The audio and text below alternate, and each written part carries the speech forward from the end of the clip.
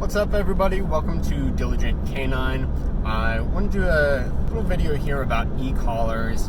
While we're all on quarantine, I have been thinking about some stuff. I noticed some cool things, or some neat things rather, about e-collars, and my dog Dean, hanging out in the back here, his progression with an e-collar. And this is not necessarily a training video, but just kind of put some ideas in scope. So when I started with an e-collar, I put it on myself. I wanted to find out what it felt like on the other end of the leash. And just to put things in perspective, when I held down the constant and turned up the dial, where I first felt the electric stimulation on my neck, that was about maybe like a 12 or 15, somewhere right in the middle of like 10 to 20. Then just to feel what it would be like, I cranked it up to about 25 or so, and that was a pretty good pop on my neck. In other words, it felt like kind of like a needle stick, more than a mosquito bite, maybe like a medium electric fence or something like that. Like I say, kind of like a big needle stick. And we know that dog skin is more sensitive. They're more sensitive to touch than we are, particularly on their necks. So that kind of gave me an idea of where my dog was at. So when I started training my dog, and this was maybe about a year ago, when I started training him with an e-collar rather, about a year ago, I would have the e-stim on about right around that 10 to 15 mark when we were inside, and then so low level of distraction. And then when we were out and about, out in public and things, out in the neighborhood, maybe like 25 to 30 would be like an average correction. Now, something you have to consider is the distraction that you're competing with, and just to put things on the extreme, I might be able to use like a stim of 10 to stop a behavior while I'm in my living room. But when a cat busts out from under a car and we're on an off-leash walk and Dean tears after it, I might have had to crank it up to 50 or 60 or so.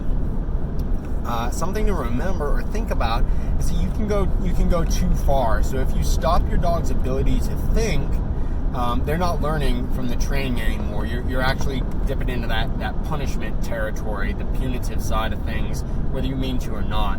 And what I mean by this is, if you crank that e-collar and mash the button and your dog just whips into a tailspin and yelps, they're not thinking anymore. You're just hurting them. There's something to watch out for. You need to only use enough resistance to stop the behavior. And of course, depending on the level of distraction, there might be quite a bit. Where I'm getting with this is that I was out with my dog the other day, and we were doing some off-leash training. I was using an e-collar, and I have just kind of like gradually decreased the stimulation. For a while, I used the vibrate only, and that worked pretty good, because it was less stimulating than the electronic stimulation that I was using prior. But eventually, what I found out was that I can't decrease the vibrate. In other words, I can't make the vibrate on my Dogtra. I use a Dogtra 200C. I can't make the vibrate lighter, but I can make the stimulation lighter. So the other day, I was out with my dog, and I realized that we were out in a public place, park, dogs, cars, people, all kinds of things happening around, and lots of distraction.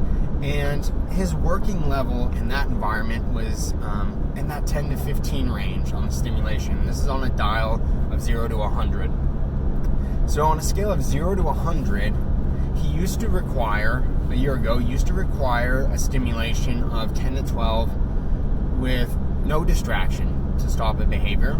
And now we're in a pretty high stimulating environment, public park with dogs and everything else going on, and it only requires the same level of stimulation to stop his behavior. In other words, my voice is pretty strong. I've done a good job of reinforcing that when I say no or stop, obviously with an aggressive, strong tone, he's learned that, a strong correction is going to come after that. So my voice does a really good job of redirecting him now, and as a result, throughout that process, as a result of that process, I don't need to use nearly as much stimulation to stop his behavior.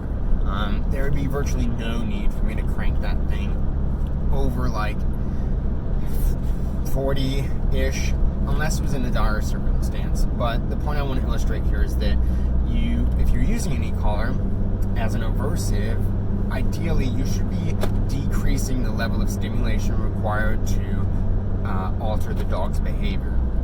Now, something I haven't even really started to play with, but I'm intrigued by the idea of is, because I've heard a few podcasts recently about the knee popo training system. That would be a negative, positive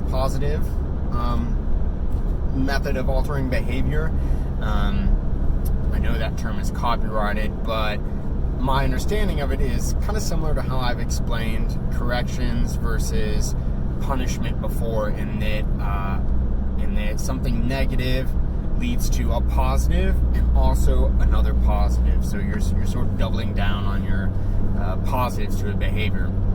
Now, what I've also heard is that people are using, within that training system, people are using e-collars to that increase in stimulation, not just to avoid behaviors, but to be like a gas pedal on the behavior.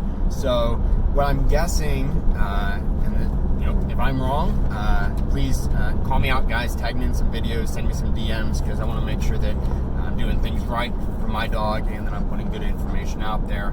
But the stimulus acts like a gas pedal, where you pick a low level of stimulation. So let's say you needed a 20 on your e-collar to stop a behavior. These are just make-believe numbers, by the way, because I haven't tested this yet. If you need a 20 to stop a behavior, then your gas pedal might only be like a 5 or maybe a 10, probably at the most, probably 5 or less, I'm guessing. In that it's just enough to sort of like pique the interest or be obnoxious, in that it will be obnoxious to the dog, and they learn that when they do the task that they're supposed to do, that obnoxious thing goes away. But it's not so distracting that it's sucking all their attention to that stimulation, and so that they stop the behavior. That would be what we've done with an e-collar to avoid behaviors, to correct them. So you're kind of like lessening that, so it doesn't take their attention away. They can still think, and particularly they can think on a complicated task. And then, so in that way, the stimulation, this is just my understanding of it, the stimulation acts like a gas pedal. So you're kind of like perking them up, waking them up, like kind of like a drill sergeant screaming in your ear. If you're weaker-willed, that might shut you down. If you are strong-willed or conditioned to that, either one or both, then it becomes motivating, like a coach or something screaming in your corner, like, or fans or friends cheering for you, something like that. So that's some reflections, or some reflected thoughts that I've been doing about e-collar training. Again, if I messed any of that up, please call me out. I want to make sure I'm doing things right, and I'm putting good information out there. If I mess something up major, I'll definitely take this video down as well and put the right thing up. So stay clean, wash yourselves, train your dogs hard. While you're all on quarantine anyway, might as well hang out with your animal and do some things right. So train hard, train smart, stay safe. See you next time.